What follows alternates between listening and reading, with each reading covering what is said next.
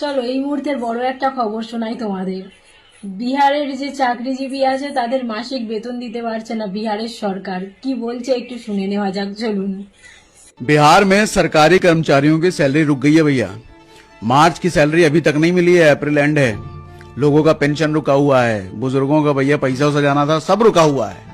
जिसकी वजह से अपने बच्चों की स्कूल की फीस कैसे भरेंगे वो लोग, घर का राशन पानी कैसे आएगा, इस चीज की फिक्र वहां की सरकार को नहीं है। हुआ क्या कि मैं बिहार का हूं भैया, तो हमारे बहुत सारे रिलेटिव के फोन आए कि सरकारी कर्मचारियों की सैलरी रुक गई है, पेंशन रुक गया है, सरकार ये कह रही है कि हमारा खजाना खाली हो गया, पैसे ही नहीं है।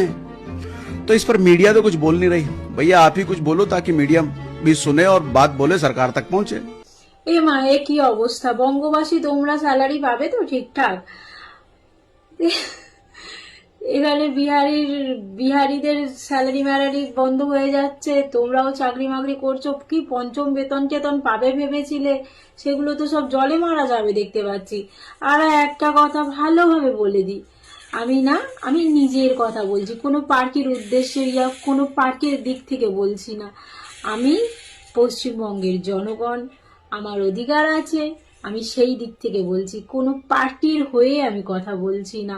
তো এইসব চটি চাটা মোটি চাটা যারা বলতে আসো না, তাদের জন্য একটা কথাই বলছি, আমি ওইসব নয়, আমার দরকার পড়ে না। আমি আমার কথা রাখছি। তোমাদের মতন মুখের টেপ মেরে আমি বসে থাকতে পারবো না, তোমাদের মতন অমন একটার দিকে গাধাদের মতন দৌড়তে পারবো না। আমি প্রশ্ন তুলবই, তাতে পছন্দ হলে তোমরা দেখো, না পছন্দ হলে ইগনোর করতে পারো, অসুবিধা নেই। তোমরা মুখ বন্ধ করে গরুর দলের মতন যেদিকে সব গরুরা দৌড়ায় সেদিকে যেমন দৌড়তে পারো। আমার প্রশ্নের করার অধিকার আছে, আমি প্রশ্ন করব।